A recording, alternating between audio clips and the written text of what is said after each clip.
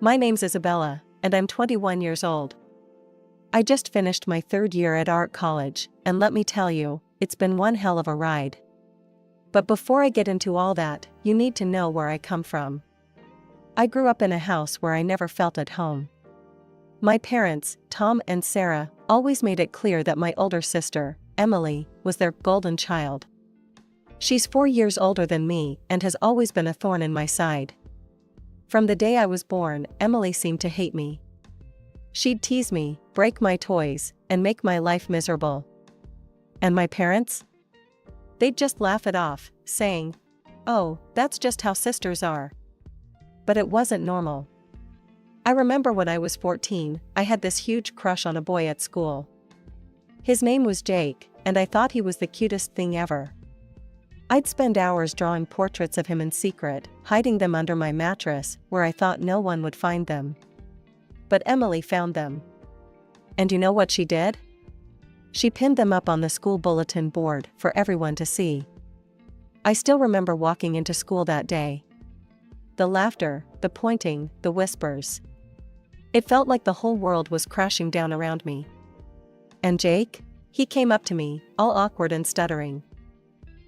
Isabella. I saw the drawings. Look, you're nice and all, but I don't like you that way. I ran home crying that day. My parents were in the kitchen when I burst through the door, tears streaming down my face. Mom, Dad, Emily humiliated me at school. She found my private drawings in. But before I could finish, Emily waltzed in, a smug grin on her face. "Oh, come on, Izzy," she said, using the nickname I hated. "It was just a bit of fun. Not my fault you can't take a joke." And you know what my parents did? They laughed. They actually laughed. "Sweetie," my mom said, wiping tears of mirth from her eyes, "you really need to toughen up. It's not Emily's fault you're such a crybaby." That's why, when I got accepted into art college, I was over the moon. It was my ticket out of that house, away from the constant mockery and belittlement. My grandmother was the only one who ever showed me any real love. She was the one who encouraged my art, who told me I had talent.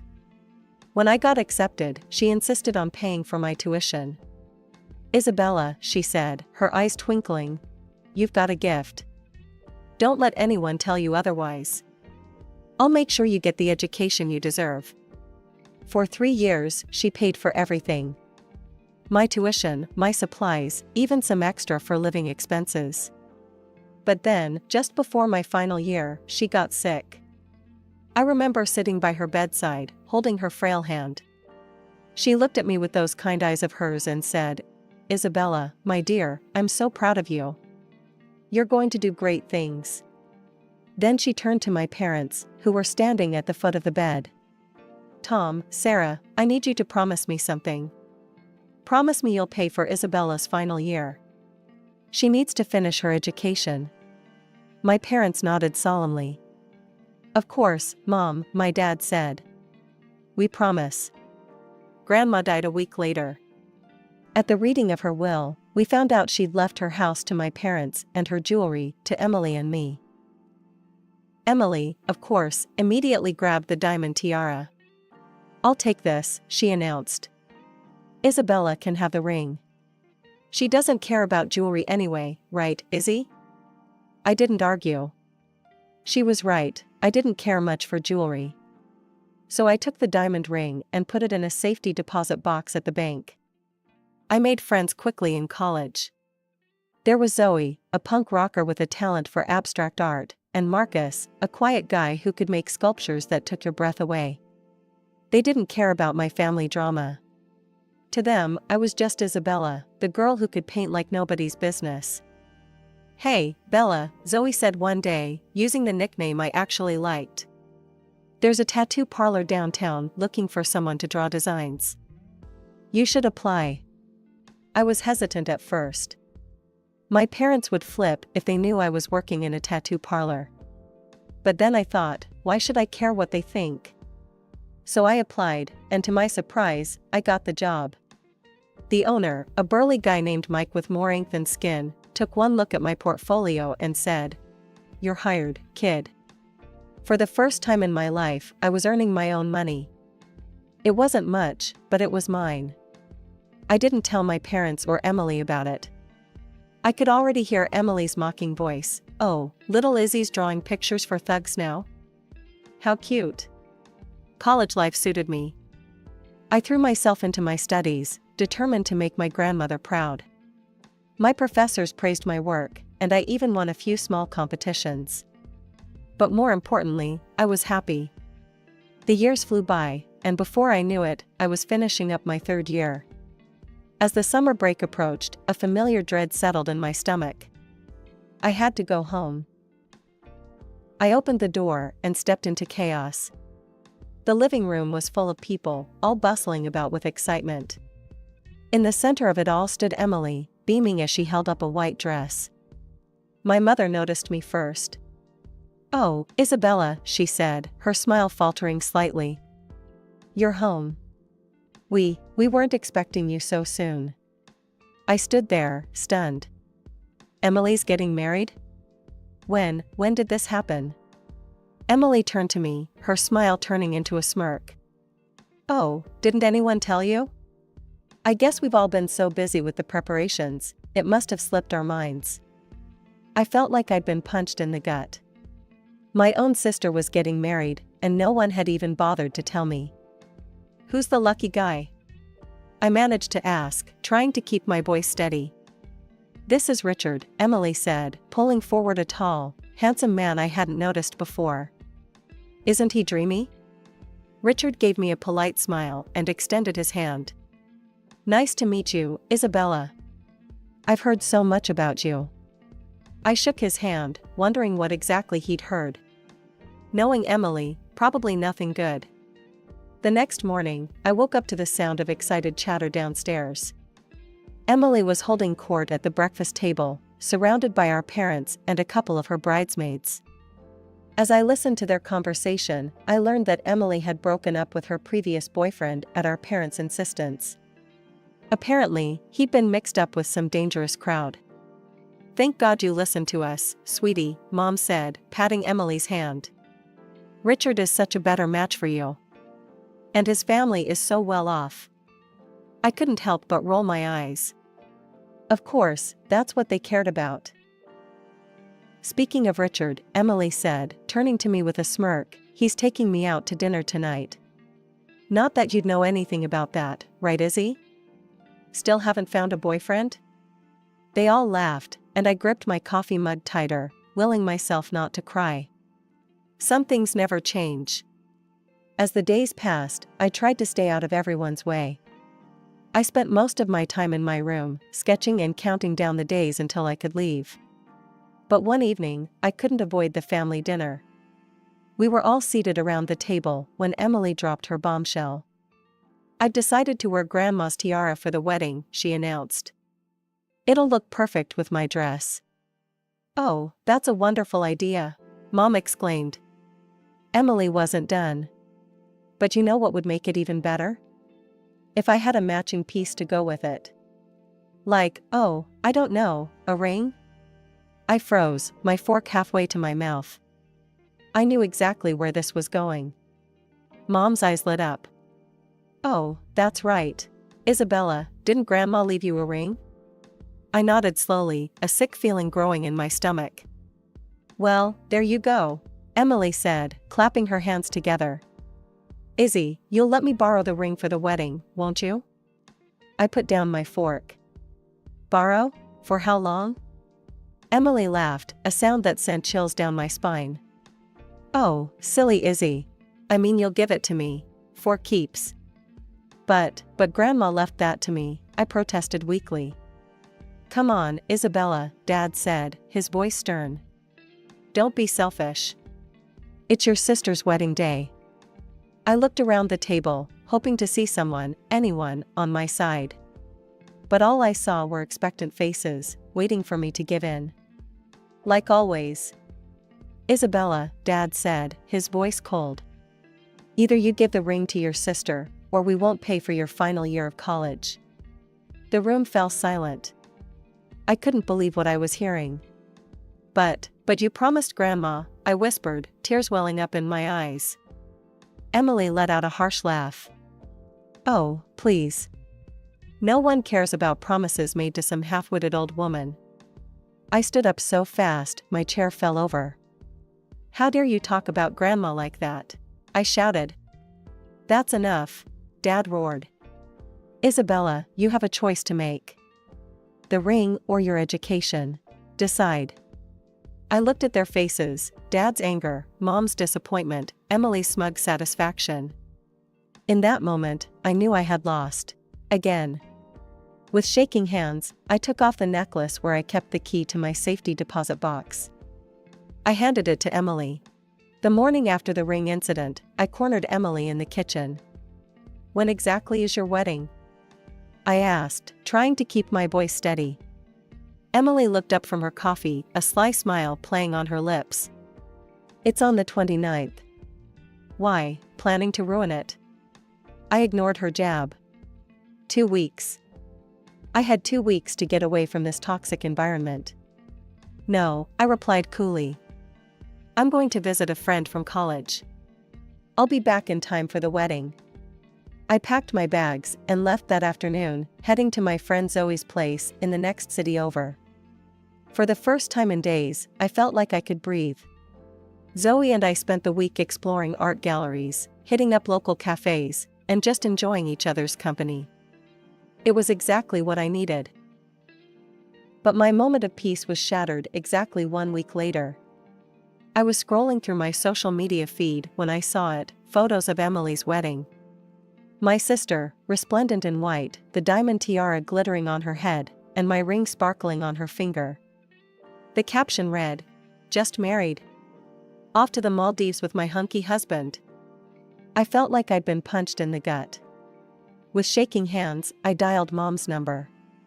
Why didn't you invite me to the wedding? Emily told me the wrong date. There was a long pause. Then Dad's voice came on the line.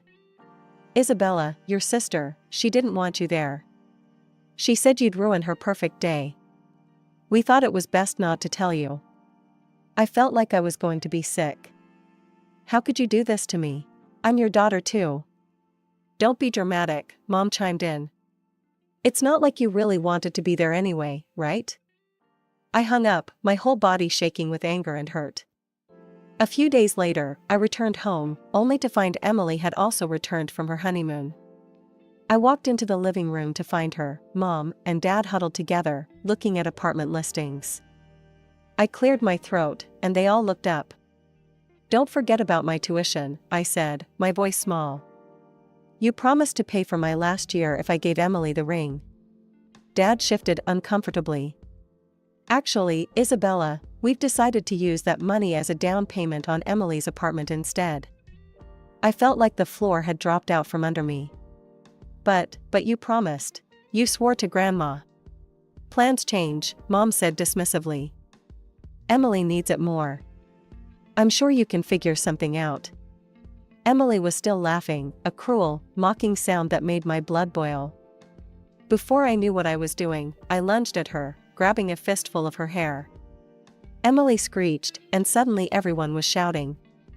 Dad yanked me away, his face red with anger. That's enough, he roared. Isabella, get out of this house right now. I ran to my room, threw some clothes in a bag, and stormed out, slamming the front door behind me. As I walked away from the house, my heart pounding and my cheeks wet with tears, I realized something.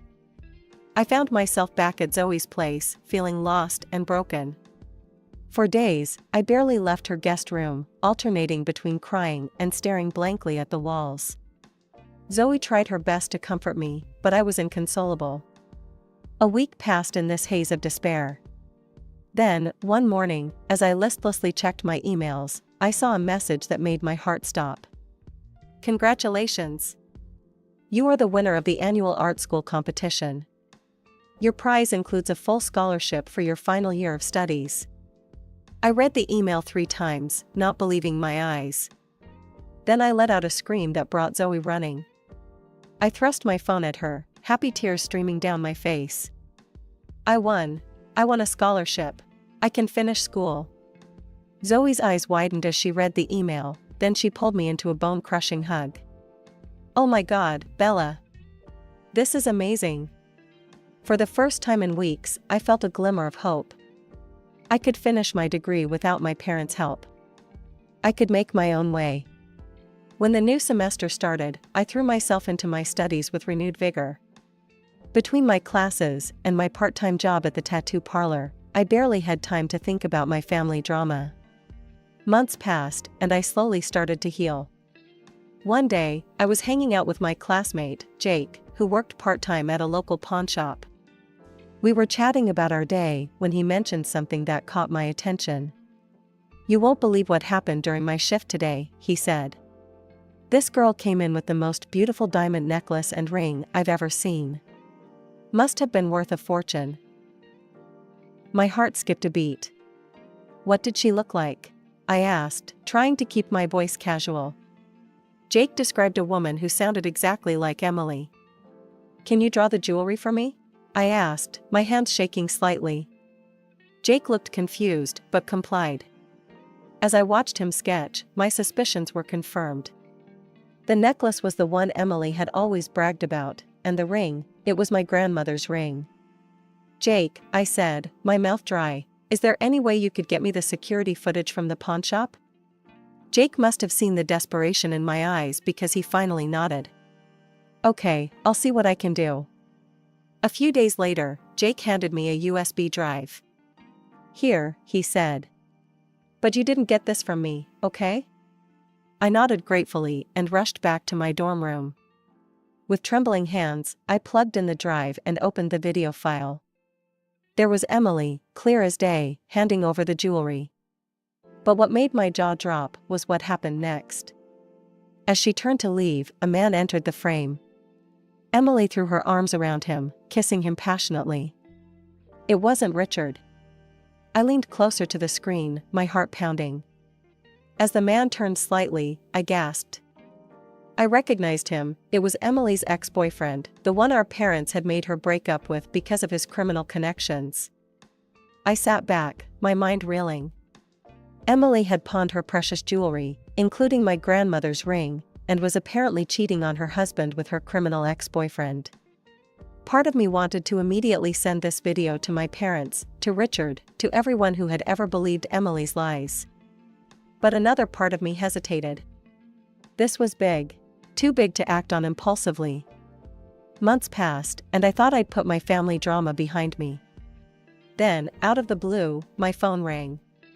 It was my Aunt Lisa, my mom's sister. "Isabella, darling, I have wonderful news," she chirped, her voice bubbling with excitement. "Your sister is pregnant.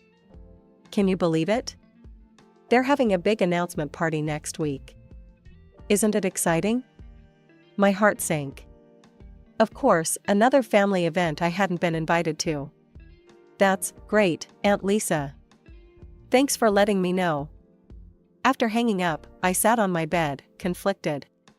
Part of me wanted to ignore it, to continue cutting ties with my toxic family. But another part of me, the part that still held on to the video from the pawn shop, knew this might be my chance. A week later, I found myself standing outside my parents' house. Cars lined the street, and I could hear laughter and chatter from inside. Taking a deep breath, I walked up to the front door and rang the bell. Mom opened the door, her smile instantly fading when she saw me. "Isabella, what are you doing here?" Pushing past her, I walked into the living room. The chatter died down as people noticed me. Emily, standing in the center of the room with Richard, looked like she'd seen a ghost. "What is she doing here?" Emily hissed. Dad's voice boomed through the room. "Isabella, get out of this house immediately. You're not welcome here." Confused murmurs rippled through the guests. I saw Richard's parents exchange worried glances. Mom, always one for saving face, plastered on a fake smile. "I'm so sorry, everyone. We've had to distance ourselves from Isabella. She's become quite greedy and unworthy of our family name." The room erupted into arguments. Some relatives defended me, while others sided with my parents. I raised my voice. "I have something to say." Gradually, the room quieted down. All eyes were on me. I turned to Emily. "Congratulations on your pregnancy, sis. But I have to ask, why aren't you wearing Grandma's tiara and ring?" Emily's face went pale. Her mother-in-law spoke up, "Now that you mention it, I haven't seen that beautiful ring in a while." "Emily, dear, where is it?" Emily stuttered, I sent them for restoration. They needed cleaning." I nodded slowly, pulling out my phone. "That's interesting. Because I have a video here that tells a different story." The color drained from Emily's face as I connected my phone to the TV. The security footage from the pawnshop began to play. There was Emily, clear as day, pawning the jewelry. And then, the moment that made everyone in the room gasp, Emily, throwing herself into the arms of a man who was definitely not Richard, kissing him passionately. The moment the video ended, chaos erupted in the living room. Richard's face contorted with rage and pain as he turned to Emily. "Emily, what is this? Who is that man?" he shouted, his voice cracking. Emily burst into tears, mascara streaming down her face. I can explain." Richard's mother stepped forward, her voice ice cold. "I think we all deserve an explanation, Emily." Richard's father, a stern-looking man, spoke up. "I think we need a paternity test." Immediately.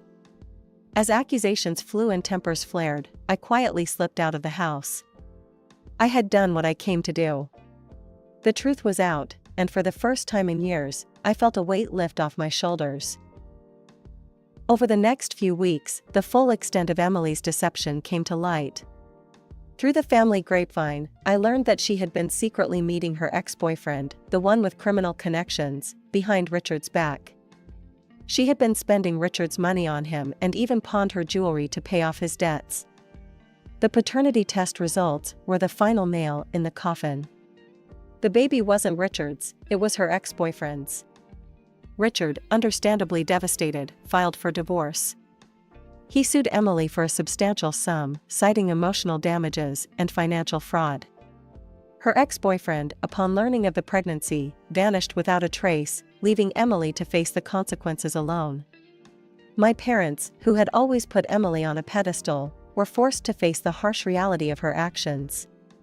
They had to take out a significant loan to help Emily pay the compensation Richard demanded. Their golden child had fallen from grace, and they were left to pick up the pieces. In a twisted turn of events, they tried to blame me for everything. Mom left a voicemail on my phone, her voice bitter and accusing. "Are you happy now, Isabella?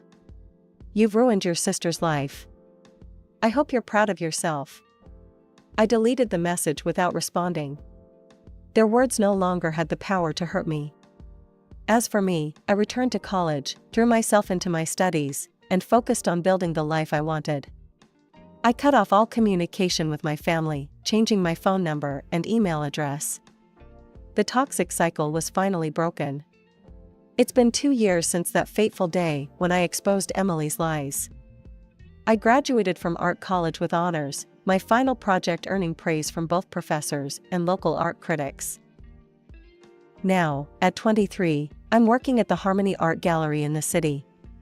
It's a dream come true, surrounded by beautiful artwork every day, helping to curate exhibitions, and even organizing events for up-and-coming artists. But that's not all. I've been painting in my free time, and to my surprise and delight, my work has caught the eye of several collectors. I haven't forgotten my roots, though. I still create tattoo sketches in my spare time. It's become a cherished hobby, a link to the past that reminds me of how far I've come. Some of my designs have even been featured in tattoo magazines, which never fails to make me smile. As for my family, well, that's a complicated story. I've maintained relationships with a few aunts and cousins who stood by me during the fallout. They keep me updated on the family drama, though I try not to let it affect me anymore. From what I hear, Emily is still living with our parents. She's unemployed, struggling to raise her child alone. Mom and Dad, facing financial troubles of their own, are constantly pressuring her to find a job and move out. The arguments are frequent and bitter, I'm told. I haven't spoken to my parents or Emily since that day.